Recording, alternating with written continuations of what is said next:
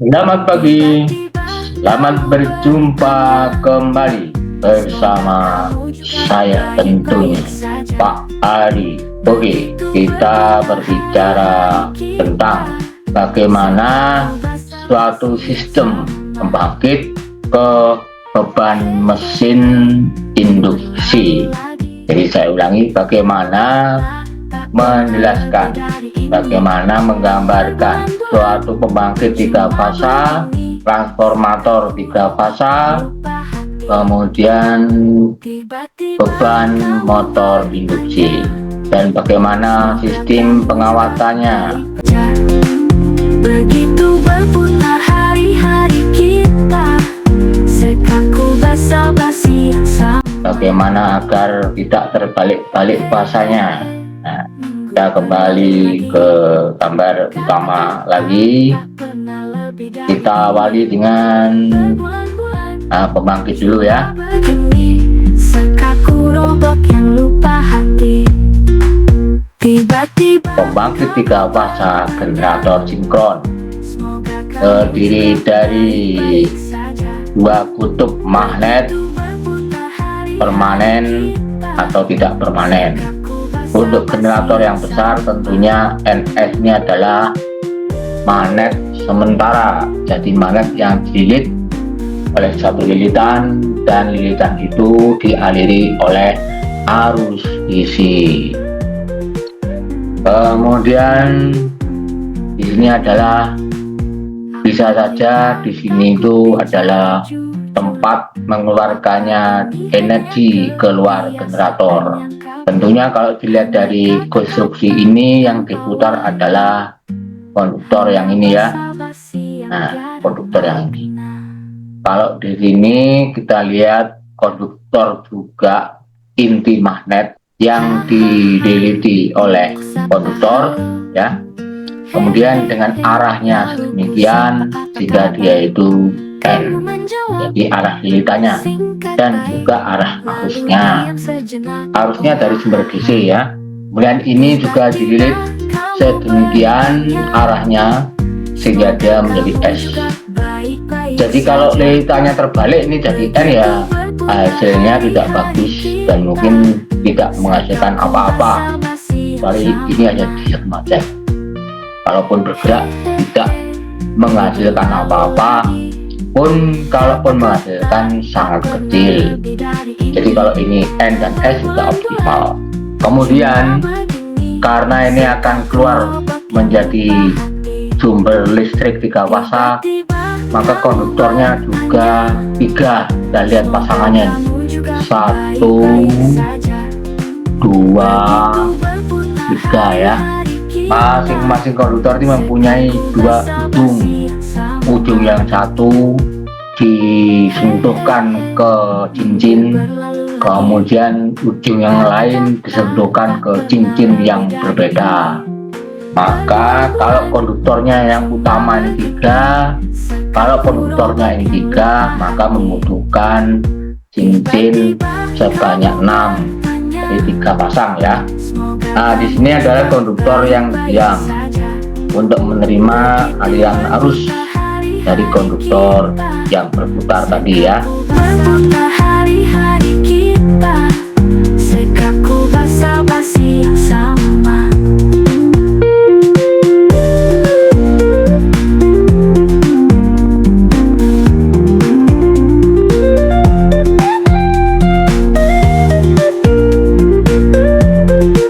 Biasanya disebut rotor dan biasanya juga disebut bagian jangkar. Jadi diambil jangkarnya ini berputar sehingga arus suaranya diambil dari yang berputar ini.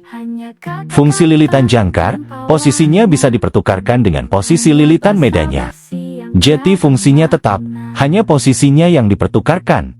Ya, tergantung konstruksinya, tapi konstruksi untuk yang saya tunjukkan ini, bagian yang berputar adalah Mengeluarkan arus-arus dan dikeluarkan melalui cincin yang ikut berputar. Panah-panah merah adalah kawat atau konektor netral. jadi pasanya lewat sini ya. Kemudian ini netral, pasanya lewat sini. Kemudian lagi ini netral, pasanya lewat sini.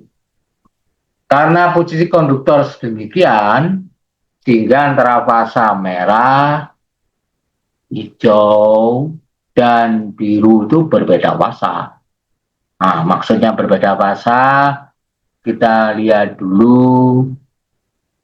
Oke, kita lihat sinyalnya. Ada sinyal hijau, sinyal merah, dan sinyal biru ya. Ini sinyal biru. Tentunya sinyal merah, hijau, dan biru itu tidak sama waktu keluarnya. Contoh kita lihat dari puncaknya. Pada pertama kali muncul puncak di biru, kemudian sepertiga T lagi muncul sinyal merah, sepertiga T lagi muncul sinyal hijau ya. Jadi jarak antara puncak-puncak ini sepertiga. Kenapa sepertiga? Ya itu paling optimal, paling bagus. Apakah tidak boleh dengan harga di luar sepertiga T, misalnya setengah, seperempat? Boleh aja, tergantung konstruksi putaran jangkar tadi ya. Kalau konstruksinya simetris dan 3 konduktornya berbeda posisi, dan masing-masing posisi mereka berbeda 120 derajat sudut ruang. Dari mana 120 derajat? Dari satu putaran itu dibagi 3. Satu putaran kan 360, dibagi 3 120-an. Jadi 120-an ya. Kalau ditinjau dari derajat listrik sepertiganya. Tuh. Ya, setiap sepertiga muncul puncak, seterusnya. Antara masing-masing fasa ini antara puncak dan nol, nah ini masuk netralnya tadi ya. Itu adalah ini juga puncak bawah merah dengan nol, itu kalau di rata-rata ya sesuatu jumlah. Misalnya kalau di rumah itu antar puncak dan land itu kalau dihitung dengan multimeter AC adalah 220. Tapi puncaknya beda. Puncaknya 220 akar 2. Nah, kalau ini digabung gimana ini? Kalau digabung terjadi puncaknya sama dengan tadi ya, hitungannya sama, tergantung tegangan generatornya ya. Kalau tegangan generatornya keluar 220 akar 2 puncaknya, ya nanti RMS-nya ya tegangan 220. Tetapi biasanya kalau generator besar itu tegangan luarannya sampai di atas 10 kV gitu ya. Terus ngitungnya kalau di atas 10 kV ya sudah sama. Misalnya 13 kV ya. 13 kV itu tegangan RMS 3 fasa. Artinya tegangan merah diambil tegangan merah dengan tegangan sinyal biru, atau tegangan hijau diambil tegangan merah, atau tegangan biru dengan tegangan hijau, sama saja. Nah, itu RMS-nya ketemu. Kalau misalnya tegangan puncak ke land itu 220, maka puncak ke puncak atau puncak ke lembah 220 akar 3. Saya ulangi, kalau dari puncak ke netral itu 220 dengan multimeter RMS, maka kalau puncak ke puncak, karena 3 fasa, ini ke puncak, biru ke hijau, puncak ke puncak ya, atau sesaat biru ke sesaat sini, atau titik biru ke titik hijau, titik merah ke titik biru, atau titik merah ke titik hijau, sembarang wis. Maka efektifnya adalah 220 akar 3. Dengan asumsi 220 itu RMS dari satu fasa ke netral, gitu ya. Nah, sekarang kita kembali ke sini. Jadi fasa merah, hijau, dan biru dikeluarin. Ini sebagai pengeluaran ya. Disambung secara hubungan Y. Ini trafo dengan konstruksi 3 fasa. Kemudian netralnya dipilih. Oh, ini saya besarkan ya. Dipilih di titik-titik ini, titik netral. Nah, kenapa kok kepilih sini? Ya biasanya dites, sebetulnya sembarang nggak apa-apa, tapi sebaiknya dites. Ini diputar ya, diputar atau diputar kondisi ini, jangan disambung dulu, putar dulu. Mana yang mengandung netral? Yang mengandung netral biasanya Hahaha, ku sapa kata halo. Hehehe, lalu ku sapa apa kabar. Kamu menjawab singkat baik. Yang mengandung netral biasanya tes P-nya tidak menyala. Tiba-tiba Nah, kamu jadi sekundernya. Dalam membuat trafo perhatikan arah arus dan lilitan. Lupa ini kan AC. Arah arusnya kemana? Nah, settingannya harus dibuat DC dulu. Jadi seolah-olah arus di situ itu DC. Lalu nanti kita buat arah lilitan dan arah flux magnetnya sehingga optimal. Sekundernya saya pilihkan hubungannya adalah delta ya, sama, yaitu ada lilitan NS1, NS2 dan NS3 itu ya. Perhatikan arah arus dan arah lilitan. Kemudian disambung ke motor induksi ya. Motor induksi terdiri dari 1, 2, 3, 4, 5, 6, jadi 6 kutub. Kemudian ini adalah konduktornya, ini jangkarnya yang berputar ya, jangkar yang berputar. Dalam hal ini topiknya masih bagaimana menyambung lilitan-lilitan ini. Kamu bertanya, semoga kamu juga baik-baik saja. Begitu berputar hari-hari kita. Tetap ada proses pembangkitan magnet, jadi ada lilitan medan, dan ada lilitan jangkar. Pada lilitan medan ada sejumlah kutub, berpasangan N dan S. Menentukan N dan S bisa dengan hukum tangan kanan, yaitu genggaman jari-jari dan ibu jarinya. Kuku jari-jari bisa diatakan arah arus dan jempol arah flux magnet. Ini bisa berlaku sebaliknya. Setiap kutub jika kita tentukan kutub itu adalah N, maka kutub lainnya yang terdekat harus S, jumlahnya kelipatan 2. Jadi minimal 2 kutub. Untuk menentukan settingan awal, harus memakai arus DC. Setelah letak N dan S telah dipastikan, maka boleh dialiri arus AC. Dan perubahan kutub menjadi N atau S, terserah dari arus AC yang memberikan efek. Kemudian jadi ini Y, ini delta, titik-titiknya P1, P2, R2, R1, Q1 dan Q1 dan Q2. Kemudian untuk yang primer X1, X2, Y2, Y1, Z2, Z1. Oke. Bagaimana selanjutnya kawat-kawatnya atau kabel-kabelnya dihubungkan sedemikian pada lilitan motor induksi dengan settingan awal adalah NS, NS, NS. Jangan NN, SS, NN. Nah, mungkin tidak optimal. Yang optimal mungkin seperti ini. Yang lebih pantas kan seperti ini ya. Kalau ingin membuktikan ya dicoba. Baru oh ya yang optimal seperti ini. Kemudian hubungan-hubungan ini dasarnya apa? Nah ini kita lihat ya. Ini A, B, C, D, E, F, G, H, I, Y, K, L. Ya opo ini. Terus kok dihubung-hubung seperti ini bagaimana ya? Balik ke layar ini ya. Kok dihubung-hubung seperti ini bagaimana? Nah, lihat gambar bawah. Oke. Bagaimana melilit? Dasarnya ya sudah gambar ini. Gambar ini berdasarkan hukum tangan kanan, ya. Hukum tangan kanan. Jari-jari dan telunjuk. Di mana telunjuk ini menunjukkan arah flux, sedangkan jari-jari menunjukkan arah arus. Maka utara N, kutub N ke atas. Nah, ini karena di jari, ini ke atas, S-nya yang untuk core ini ke bawah, dan kemudian S-nya ini juga ya ke bawah. Apa sesederhana ini, Pak? Ya tidak, ini kan garis besarnya untuk menjelaskan hubungan core dengan lilitan. Nah, core nanti itu bisa dikonstruksi macam-macam, sehingga tetap kutubnya tetap yaitu N sesuai dengan gambar tadi, kemudian yang S juga sesuai dengan gambar tadi. Hubungan A, B, C, D harus sesuai. Kita lihat ya ini. A, B, C, D. Stop dulu. B, C menyambung.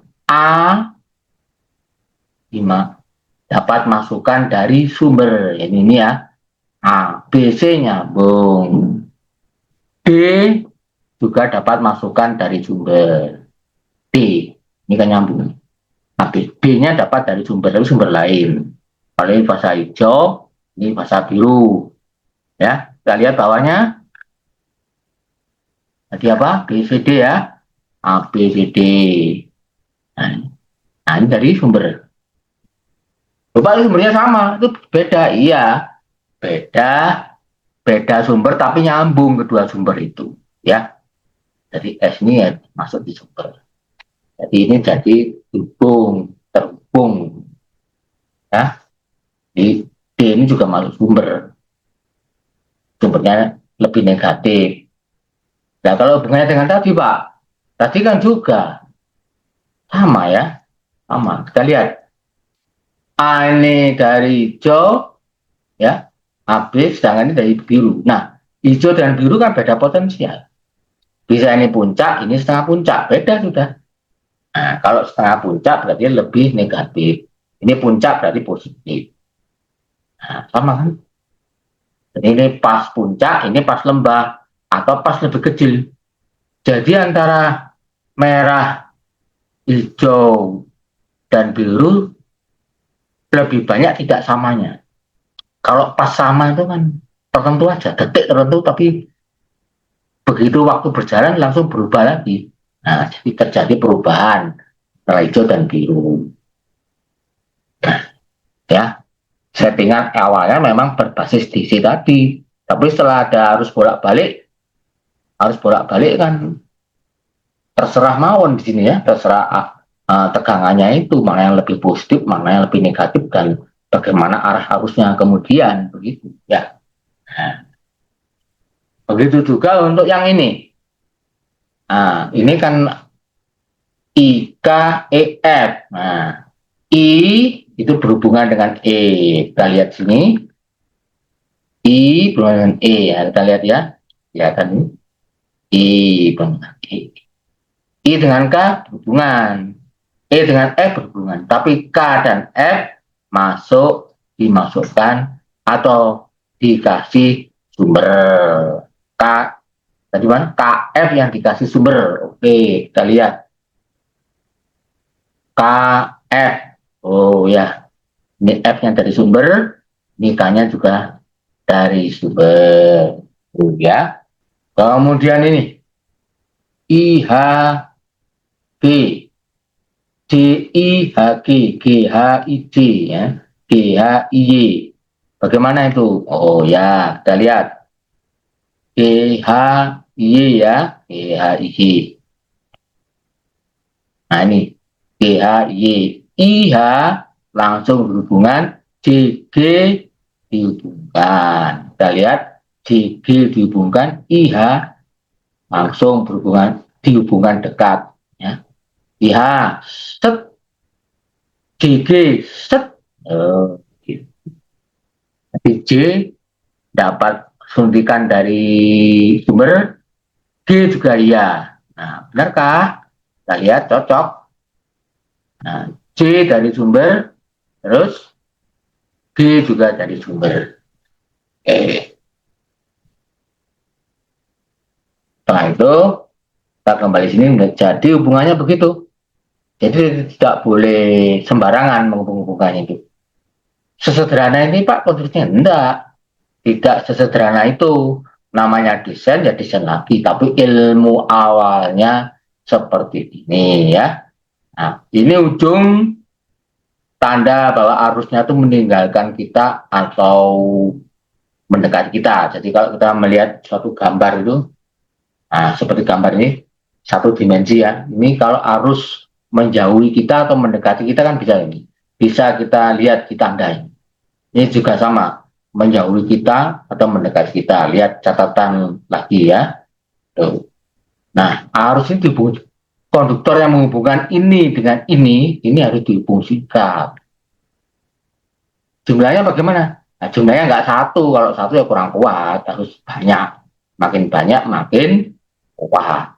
Membutuhkan gelombang putar ini gelombang 3 fase ini yang makin besar juga untuk bisa memutar konduktor ini, karena konduktornya kan berat, makin banyak makin berat. Loh, kenapa harus berat-berat, Pak? Supaya torque-nya atau daya dorongnya makin besar. Jadi makin besar makin kuat daya dorongnya, tapi bisa juga makin pelan gitu loh. Makin pelan tapi tetap kuat. Untuk bisa dipercepat gimana? Ya kalau ingin bisa dipercepat ya frekuensinya ditambah. Jadi frekuensinya tidak cuma 50, tapi 100, 200 itu cepat gitu ya. Nanti ada penyesuaian-penyesuaian lain, misalnya untuk supaya cepatnya sama tetapi ininya berat, bagaimana supaya tetap berputar dengan kecepatan sama ya. Kamu menjawab singkat baik, lalu diam sejenak. Oh hahaha. Tiba-tiba kamu bertanya, Pak, mau minta dijelaskan tentang apa konstruksi transformator? Dan apa tentang konstruksi induktor? Pertanyaan lagi, apa beda transformator dan induktor? Terima kasih. Seperti Anda ketahui bahwa konstruksi transformator minimal terdiri dari 2 lilitan. Katakan lilitan primer dan sekunder. Ini saya berbicara tentang transformator klasik. Maksudnya transformator yang biasa dan bukan autotrafo. Masalah ini dianalisis dalam kondisi transformator bekerja. Jadi lilitan primer dan sekunder dialiri arus. Dalam analisis ini akan ditunjukkan 1. Konstruksi induktor yang digunakan dalam contoh ini, lilitan dan pentingnya arah lilitan dan arah arus. Ini akan diperkenalkan lagi pada link YouTube yang lain atau link Facebook yang lain. 3. Pentingnya panjang konstruksi dan diameter konstruksi. 4. Pentingnya bahan konstruksi induktor. Pada transformator dengan inti yang tidak jenuh, induktansi efektif yang terlihat pada masing-masing lilitan tidak hanya merupakan induktansi sendiri, melainkan hasil campuran dari induktansi sendiri dan induktansi yang lain, sehingga total induktansi yang dirasakan di masing-masing lilitan adalah induktansi bersama. Karena masing-masing lilitan dialiri arus dan menghasilkan flux magnet sendiri-sendiri, dan jumlah flux magnet itu akan memunculkan nilai L pada masing-masing lilitan. Karena nilai L yang terjadi berasal dari flux lilitannya dan dari lilitan yang lainnya, maka nilai L yang terjadi adalah nilai L bersama atau nilai L mutual. Pada transformator, L yang terjadi adalah L mutual di masing-masing lilitan dan bisa berbeda tergantung dari letak lilitan dan arah arus lilitan tersebut. Selama core dan lilitan dalam kondisi tidak jenuh, maka L cenderung tetap walaupun arus dan flux magnet berubah-ubah. Kok bisa ya, Pak? Nah, kalau menjawab ini untuk mudahnya harus memakai formula matematika. Dalam transformator, maka arus masing-masing lilitan cenderung keluar bareng, kecuali beban nol. Kenyataan ini menjadi landasan untuk mencapai kesimpulan bahwa L yang terukur adalah L mutual. Kabel merah di sisi masukan, sebelah kiri dari penonton, nggih, dan selalu dilalui arus selama ada loop tertutup. Arus IP. Di sisi luaran tidak ada loop tertutup, jadi tidak ada arus mengalir. Jika arus mengalir melalui lilitan primer, dalam hal ini IP, maka di sekitar lilitan akan muncul fluks magnet. Fluks magnet mempunyai arah, begitu juga arus IP. Maka fluks mengalir dengan arah seperti ditunjukkan dalam gambar ini. Begitu juga arusnya, fluks hanya berasal dari arus IP, maka induktansi yang terjadi di lilitan primer itu adalah induktansi sendiri, L sendiri. Oh iya Pak. Tidak ada arus di lilitan sekunder. Tetapi ada lux dari arus primer. Benar ya Pak Kia? Iya, benar. Tidak ada arus di lilitan sekunder, sehingga tidak ada flux yang berasal dari arus di lilitan sekunder. Kan memang di lilitan sekunder nggak ada arus. Flux yang berasal dari lilitan primer tidak menghasilkan arus di sisi sekunder, karena pada sisi sekunder itu terhubung terbuka. Jadi di lilitan sekunder tidak ada induktansi. Syarat muncul induktansi jika ada arus dan flux magnet yang mengelilingi penghantar itu. Oh, iya Pak. Bagaimana dengan beda fasa antara masukan dan luaran? Baik, akan saya jawab. Jangan ramai, Siap, jangan Pak, izin. berisik. Untuk Sebentar lagi mendengarkan. selesai kok, pulang. Oke, transformator satu pas. Kita lihat, ini transformator satu pasang. Apa maksudnya kedua titik di atas? Maksudnya fasa di sisi primer, kemudian sisi sekunder, ini ya, itu satu pas. Contoh, kita lihat puncaknya ini, kan sama dengan, kita lihat puncaknya ya, kan sama dengan puncak ini. Ketika lembah juga sama, tidak ada beda fasa sedikit pun. Kita lihat kenapa bisa begitu. Oke, rangkaiannya seperti ini. Kita lihat ini rangkaian sederhananya seperti ini ya. Kita setting dulu lilitannya dengan tegangan DC tentunya ya. Dengan tegangan DC berarti positifnya dari sini ya. Positifnya lewat. Oke. Ya. Terus lewat sini. Ini akan menimbulkan N di sini. Kok bisa begitu, Pak? Nah, ini dasarnya. Ini adalah penggambaran dari hukum tangan kanan untuk magnet. Ini adalah jarinya. Kemudian ini jempol. Ya.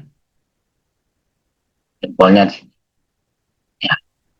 Jadi, kamu bayangkan jari-jarinya itu menggenggam, kemudian jempolnya taruh di atas.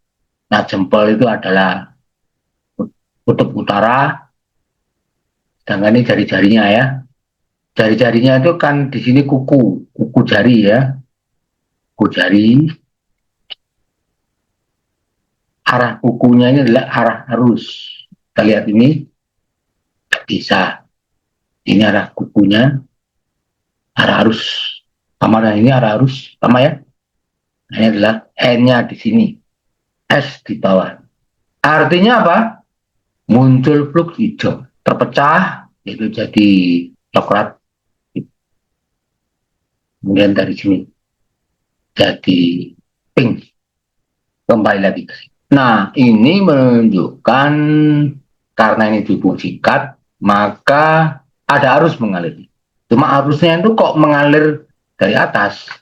Ini juga di atas, ini juga kok di atas. Kenapa? Kenapa nggak dibalik misalnya? Ya harusnya di bawah tapi mengarah ke kanan. Kalau ini kan harus di bawah mengarah ke kiri ya, berarti urutannya tadi. Pertanyaannya mengapa ini ke kanan? Itu ya. Nah, kita lihat di sini. Ini juga sama dengan yang ini, adalah hasil dari penggambaran hukum tangan kanan untuk memudahkan. Jadi jadi tinjauannya begini, ini kan flux sudah mengalir ke bawah. Jadi flux coklat ini sudah lebih dulu ada. Arus ini terakhir adanya kan. Tidak ada arus kalau tidak ada flux. Jadi flux coklat dulu yang mengalir. Ketika flux coklat mengalir, ini dihubung sikat, maka ini mengalir arus.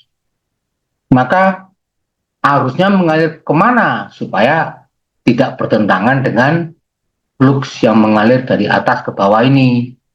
Ya tentunya harusnya mengalir keluar sesuai dengan petunjuk dari ini ya. Ini kan sama dengan ini. Ya harusnya dari bawah ini muncul bawah. Muncul ini juga sama. Muncul set. Ya. Nah, sama kan? Karena arus masuk ke beban, maka ini plus. Yang kita lihat plusnya. Ini juga plus, ini juga plus. Positif. Ini menunjukkan bahwa tegangan sepasang. Kita lihat lagi. Nah, ini menunjukkan tegangan sepasang. Sekarang bagaimana kalau berlawanan fasa? Ya sama. Arah lilitannya yang berbeda. Nah ini lilitannya, kita lihat lilitannya sekarang.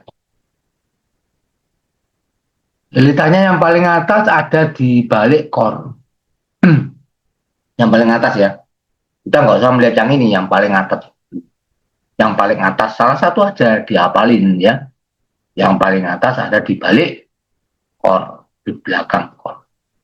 Sekarang yang mau kita bahas adalah bagaimana kalau lilitannya ada di depan core. Ya.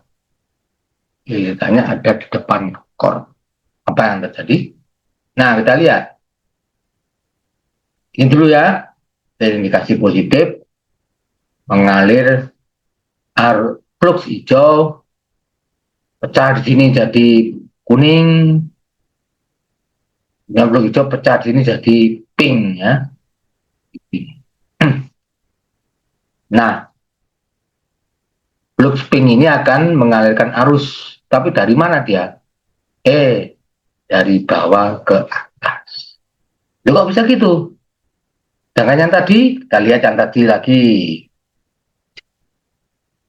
Dari atas, yang tadi dari atas ke bawah. Lilitan yang di atas dililit di belakang core ya. Sedangkan yang di ini depan core harusnya mengalir dari bawah ke atas. Tadi yang lagi dari atas ke bawah tadi. Sekarang dari bawah ke atas. Kita paham ya? Nah, kok bisa begitu? Kok bisa dari bawah? Ini. Nah, ini. Nah, biangnya ini. Jadi kita menuruti gambar-gambar yang sudah saya sediakan untuk menggambarkan hukum tangan kanan. Ya. Jadi kalau plus dari ini plus ya. Plus ini akan mengalir arus sama lilitannya ini. Maka arus fluxnya ke bawah sama dengan ini. Nah ini flux kan lebih dulu ada. Jadi flux pink dan flux putih ini lebih dulu ada sebelum arus IS ya, lebih dulu ada. Karena lebih dulu ada, bagaimana arah arusnya agar tidak bertentangan dengan hukum ini, agar tidak bertentangan dengan sesuatu yang sudah ada. Ya sudah, harusnya dari bawah karena arusnya dari bawah ke atas ini plus. Loh, lah ini kok min pak? Ya min yang kan karena tegangan dia. Ini kan beban. Arus melalui beban dia akan jadi plus. Ya. Akhirnya, kita sampai pada kesimpulan sistem pembangkitan, transmisi, dan beban mesin induksi. 1. Pengawatan dari jangkar ke beban menggunakan prinsip loop arus, karena arus selalu mencari jalur tertutup, sehingga sistem harus dirancang tanpa celah. 2. Arah lilitan dan arus menentukan polaritas dan tegangan induksi. Mengubah arah bisa mengubah hasil secara drastis. 3. Posisi kutub magnet utara dan selatan menjadi kunci interaksi medan. Keseimbangan kutub menjaga kestabilan putaran dan tegangan. 4. 2 unit konduktor yang berputar dan yang diam. Keduanya bisa bertukar fungsi sebagai lilitan medan atau lilitan jangkar tanpa mengubah posisi fisik dan atau posisi letak, hanya peran yang berganti. Lilitan medan menghasilkan medan magnet dan mengeluarkan fluks magnet di medan magnet. Lilitan jangkar menghasilkan arus dan tegangan yang dikirim keluar. 5. Jumlah konduktor jangkar harus sesuai dengan jumlah fasanya. 3 fasa berarti 3 set konduktor agar sistem seimbang. 6. Jumlah ring penghubung selalu 2 kali jumlah fasa. Ini memastikan arus tiap fasa punya jalur keluar dan masuk yang lengkap. 7. Nilai induktansi L ditentukan oleh dimensi, bahan inti, dan jumlah lilitan. Arus hanya pemicu, bukan penentu utama. Dan selama inti belum jenuh, arus tetap linear meningkat. Dan nilai L tetap pada nilai tertentunya, stagnan. 8. Nilai L tidak stabil, cenderung menurun jika inti magnet dalam kondisi sudah jenuh. 9. Transformator, induktor, dan atau konstruksi lilitan pada mesin listrik dinamis, idealnya dioperasikan dalam kondisi tidak jenuh.